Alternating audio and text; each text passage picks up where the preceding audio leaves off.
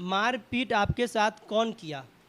इनके बड़े भाई धनंजय कुमार ने। रवि जी के बड़े भाई धनंजय जी के द्वारा आपके ऊपर मारपीट किया गया, आपको मारा पीटा भी गया है जी क्या? बिल्कुल बिल्कुल, इसकी वीडियोज भी हमारे पास है।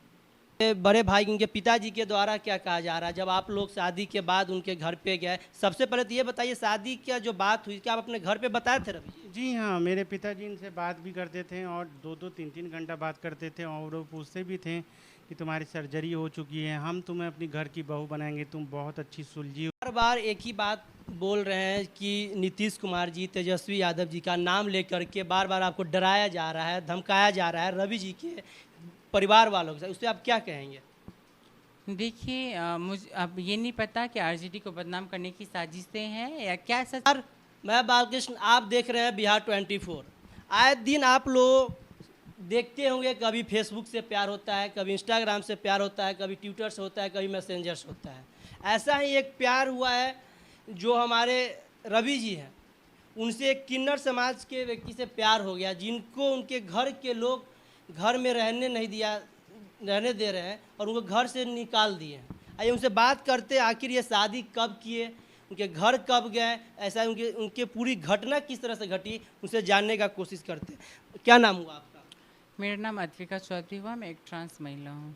क्या हुआ, आप लोग शादी कब किए और आप लोगों के साथ क्या घटना घटी है? हमारी शादी 25 जून 2023 को हुई है और उसके एक महीने बाद 24 जुलाई को हम लोग ससुराल गए थे। दानापुर थाना में हमने लिखित में इन्होंने कंप्लेन किया था क्योंकि पिछले 8-9 महीने से जान से मारने की धमकी और उसमें नीतीश कुमार जी के नाम से धमकी, तेजस्वी जी के नाम से धमकी आ रही थी। तो हमने लिखित में कंप्लेन की थी, सनहा दर्ज हुआ लेकिन कोई एफआईआर नहीं हुआ। प्रशासन के द्वारा लिखित कंप्लेन नहीं लिया गया क्या आपका? नहीं नहीं, बिल्कुल नहीं, सिर्फ सनहा लिया गया। जब हमने एफआईआर की बात की उन्होंने नहीं लिया। उन्होंने चलिए मैडम आपको सुरक्षित घर पहुंचाते, घर पहुंचाएं, सब लोग ठीक रहे। 2 दिन बाद मतलब उसके नेक्स्ट डे से मारपीट, स्टेटमेंट वापस लो, जो मीडिया में छपा है, अपना स्टेटमेंट वापस लो, ये क्या कर दिया, वो क्या कर दिया। मारपीट आपके साथ कौन किया? इनके बड़े भाई धनंजय कुमार ने। रवि जी के बड़े भाई धनंजय जी के द्वारा आपके ऊपर मारपीट किया गया, आपको मारा पीटा भी गया है जी क्या? बिल्कुल बिल्कुल, इसकी वीडियोज भी हमारे पास है। और इनके बड़े भाई, इनके पिताजी के द्वारा क्या कहा जा रहा है जब आप लोग शादी के बाद उनके घर पे गए? सबसे पहले तो ये बताइए, शादी का जो बात हुई क्या आप अपने घर पे बताए थे रवि जी? जी हाँ, मेरे पिताजी इनसे बात भी करते थे और 2-2 3-3 घंटा बात करते थे और वो पूछते भी थे कि तुम्हारी सर्जरी हो चुकी है, हम तुम्हें अपनी घर की बहू बनाएंगे, तुम बहुत अच्छी सुलझी हुई हो और तुम लिख के रख लो कि तुम मेरे घर की बहू बनोगी। तो फिर अचानक ऐसा क्या हो गया जो आपको घर से निकाल देने पर वो मजबूर हो गए, आपके साथ इस तरह से बर्बरता किया गया, इनके साथ मारपीट किया गया, आखिर ऐसा क्या हो गया आप लोगों के बीच? देखिए, मेरे पिताजी जहाँ तक की बात है वो थोड़ा मोड़ा एक्सेप्ट करना चाहते हैं, लेकिन मेरे बड़े भाई जहाँ तक आजकल आप सुनते हो कि पिताजी के भी आजकल बड़ा बेटा बाप हो गया, तो वही है कि घर में मेरे अब भाई जो है उसका वर्चस्व है। उसी के कारण पता नहीं उसने क्या माइंड में डाला कि मेरे पिताजी भी पीछे हट गए। जब हम घर पे लेके गए 24 तारीख को दानापुर थाना में हमने सनहा दर्ज कराया, उसके बाद उनका पॉजिटिव वाइब्स था। उसके बाद वो लेके गए, हम बड़ा अच्छा से, मुझे लगा 7 साढ़े 7 बजे करीबन होगा, तो उन्होंने बोला देखिए ये भी आपका बेटा, ये आपकी बहू हुआ है, आपको मानना पड़ेगा। जो इनका रूम है, ये रूम में अपना जाए, इनको रूम में बैठाया गया। और उसके बाद 25 तारीख को मेरे पिताजी ने बोला कि ये क्या कर दिए, तुम समाज में मुंह दिखाने लायक नहीं छोड़े, हम मर जाएंगे तो उसका तुम ही ये तो फिर पहले तो आपके पिताजी इनसे लगभग, आप जैसा आप बोल रहे हैं, पहले आपके पिताजी इनसे तो लगभग कितने दिन तक बात किए, उसके बाद आप लोग शादी किए? काफ़ी देर बाद की 2-2 घंटा 3-3 घंटा। देखिए सबसे बड़ी बात यहाँ पे ये है ना सर कि पॉलिटिक्स वाले लोग हैं, लेकिन हमने उनको पहले भी समझाया था, पापा जी अगर आप बात करके पॉलिटिक्स खेल रहे हैं तो प्लीज़ घर में मत खेलिएगा। बाहर पॉलिटिक्स करने से लोग जीत जाते हैं, घर में पॉलिटिक्स करने से घर टूट जाता है। तो उन्होंने, उनको समझ में फिर भी नहीं आई। उन्होंने घर में दोनों बेटा में ही इतनी पॉलिटिक्स करते हैं, उनका हम क्या ही वर्णन करें। जो कि जैसे कि हम लोग को कह रहे हैं कि तुम लोग रहो सुरक्षित हो, कोई दिक्कत नहीं है, ये नहीं है, वो नहीं है, और बाहर जाके लोगों को बुला बुला के कह रहे हैं कि हम इससे परेशान हैं, हम सुसाइड कर लेंगे, हमको प्रताड़ित कर रहे हैं। भले हम अपने घर में, एक घर में बंद है, फिर क्या प्रताड़ित कर रहे हैं? वो तो फिर आप हमारे साथ गेम खेल रहे हैं, आप पॉलिटिक्स वाला रूल अपने घर में अप्लाई कर रहे हैं आप। अच्छा, आप लोग एक बात बताइए, आपको इनसे शादी करने से पहले आपने कैसे इन पे विश्वास कर लिया जो इन द फ्यूचर आपको, अगर भविष्य में ये नहीं छोड़ेंगे आपको? ऐसा क्या लगा इनसे? अब कितना दिन आप लोग एक साथ रहने के बाद शादी किए और इस नतीजे पे पहुंचे आप? देखिए, हम लोग एक दूसरे को पहले दोस्त बने, फिर बॉन्ड स्ट्रांग हुई, फिर हम लोग हमेशा मिलना जुलना ये भी जाती थी गुरु रहमान सर के पास क्लास करने के लिए, और हम इनसे छोड़ने जाया करते थे। मुझे पता था कि ये भी शिक्षित परिवार से, इनके घर वालों से भी बात होती थी। फिर हमने ये स्टेप लिया कि हमें शादी कर लेना चाहिए। अच्छा, आप पढ़ाई भी करती हैं? क्या चीज़ की पढ़ाई कर रही हैं अभी आप? मैं भी बिहार पुलिस की तैयारी कर रही हूँ और साइकोलॉजी ऑनर से ग्रेजुएशन कर रही हूँ महिला कॉलेज खगौल से। और वैसे मैंने 10th-12th कर रखी है और मैं डिप्लोमा कर रखी हूँ Haryana state technical education board से, डिप्लोमा भी मैकेनिकल से कर। अभी तक आपने कोई एग्ज़ाम दिया है क्या? हाँ हाँ बिल्कुल, जो मैं मेरी इंजीनियरिंग की एग्ज़ाम हुई थी वो भी उसमें भी मैं स्कॉलर थी, मैं स्कॉलरशिप पे ही मेरी हुई थी। आप देख सकते हैं किन्नर समाज के एक लड़की हैं जिनको शादी करने से पहले लगभग लड़का के परिवार वाले के तरफ से लगभग 2 से 3 महीना तक कंटिन्यू बात किया जाता है, 2-2 3-3 घंटे तक बात किया जाता है। उनके पिताजी के द्वारा मंजूरी दे दी जाती है, फिर भी पता नहीं अचानक से क्या हो जाता है कि आपका जो शादी हुआ था तो उसमें आपके पिताजी घर के लोग नहीं आए? जी नहीं, 25 जून को हमने शादी की थी, लेकिन एक बेटा का फ़र्ज़ होता है पिता को बताना। हमने अपने पिताजी को बताया कि देखिए मेरी शादी होने वाली है, आ जाइएगा आप। कोई ना आए लेकिन आप आ जाइएगा। इनके घर से सब कोई आया था, पूरा अगल बगल का समाज था, और रेशमा प्रसाद जी के हॉस्टल से सब कोई था। मतलब 100-150 लोग थे, और पूरा हमने अच्छे से हिंदू रीति रिवाज से शादी की थी राम जानकी मंदिर में। अच्छा, अक्सर हम लोग के समाज में शादी का एक बहुत बड़ा मकसद ये भी होता है कि अपने वंश को आगे बढ़ाना।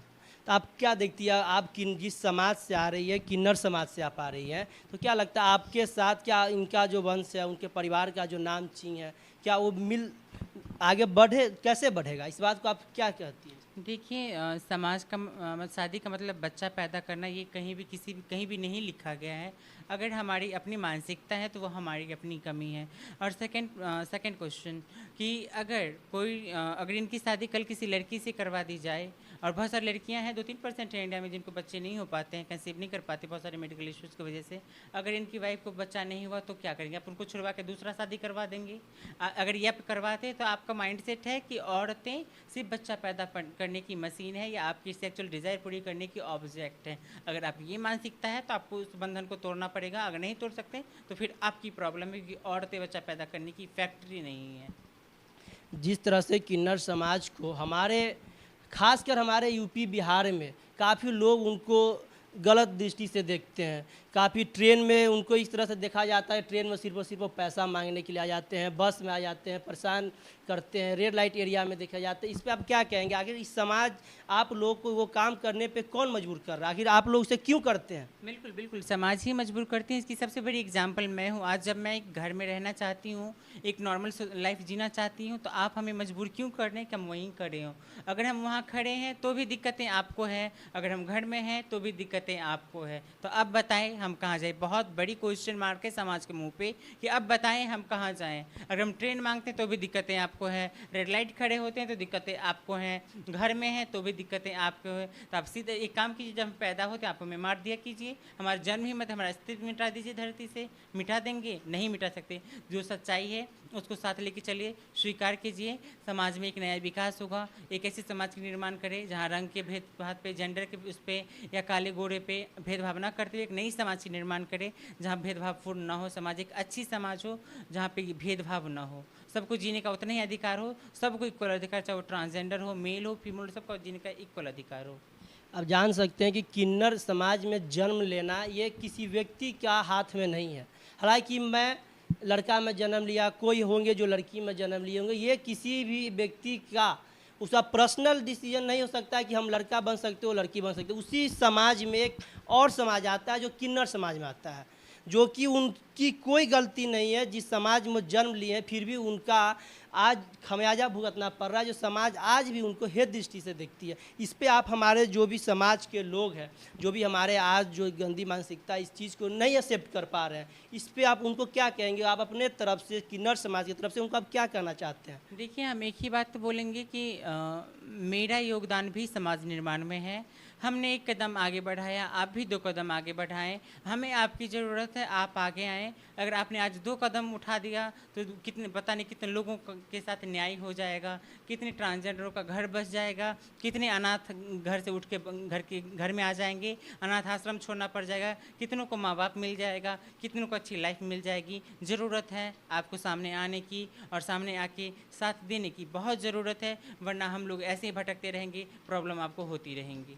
अच्छा, आप बताइए रवि जी, आपके जो फैमिली वाले हैं उनसे आप क्या कहना चाहेंगे? अगर आपके पिताजी कहते हैं ठीक है बेटा जो हो गया, अब आप घर पे आ जाओ, तो आप ऐसा उनके तरफ से क्या लगता है, कभी आ सकता है आपको बुलावा? देखिए अभी भी कुछ नहीं है, अभी भी वो एक्सेप्ट करते हैं और आपको एक्सेप्ट कर रहे हैं तो फिर क्या दिक्कत है, क्यों नहीं जा रहे हैं उनके पास? देखिए वो अभी हमें एक्सेप्ट नहीं किए हैं, ठीक है ना। आगे जाके इन द फ्यूचर कभी एक्सेप्ट करते हैं तो लिखित में एक देना पड़ेगा उन्हें, क्योंकि वो लिखित से पीछे भाग रहे हैं। और मेरा घर जो है, घर में मुझे रहने के लिए इन द सेंस कि नीचे रेंट से खाली करा के हमें दे दें, नहीं तो अपार्टमेंट में दे दें हम अपना। आपका कहाँ पे घर है? मेरा RPS मोड़, आर्य समाज मंदिर, SK-पुरम, लेन नंबर 9। वहाँ पे आपका स्थानीय घर है और वहाँ पे आपका फ्लैट है या कैसे क्या है? मेरा अपार्टमेंट भी खुद का है और बगल में घर भी है। अच्छा, इनका अपार्टमेंट भी है और इनका घर भी है, पटना में ही है, RPS मोड़ के पास है, और वहाँ से इनको निकाल दिया गया है। एक ही कारण था जो किन्नर समाज के किसी व्यक्ति को इनके द्वारा प्यार हो जाता है और ये शादी कर लेते हैं। और आप बताइए, आपको इनके जो पिताजी के द्वारा इनके बड़े भाई के कारण जो आपको मारपीट किया गया, ऐसा क्या आपको कुछ वीडियो है, कोई प्रूफ है क्या, क्या है? बिल्कुल बिल्कुल, इनके भाई ने जो किया है उसकी वीडियो हमारे पास है, हमने बहुत सारे मीडिया कर्मी को भी दिया है और हमने सबकी प्रूफ की वीडियो बना के हमने। आपकी ओठ पे एक काला दगी जैसा लग रहा है, कोई मारपीट ऐसा, ये क्या है? नहीं नहीं, ये तो मेरा घाव का निशान है। ये मारपीट को उन्होंने बाल पकड़ के मुझे मारा था। अच्छा, बाल पकड़ करके आपको मारा गया है? बिल्कुल, जिसका कोई निशान नहीं है। ये निशान जो है मेरे घाव का निशान है, मारपीट का नहीं है। और आप लोग का शादी का भी फोटो होगा? बिल्कुल, शादी की फोटोज है, वीडियोज है, सब है। हम सब आपको देंगे, हम पूरे समाज को देंगे। यहाँ पे आप आके हमारे मोहल्ले में पूछ लीजिए, सबको पता है शादी हुई है। देख सकते हैं इनके साथ कैसे ये भीख मांग रही है उन समाज से, जो हमारे समाज में आज भी लोग इन लोगों को एक्सेप्ट नहीं कर पा रहे हैं। इनकी प्रॉब्लम आज से नहीं, आप जिस जगह पे रह रहे हैं, इनका अपना मकान होते हुए भी किराए के घर में रह रहे हैं, जहाँ पे इनके पास बार बार एक ही बात बोल रहे हैं कि नीतीश कुमार जी, तेजस्वी यादव जी का नाम लेकर के बार बार आपको डराया जा रहा है, धमकाया जा रहा है रवि जी के परिवार वालों के साथ। उससे आप क्या कहेंगे? देखिए, मुझे अब ये नहीं पता कि RJD को बदनाम करने की साजिशें हैं या क्या सच्चाई है।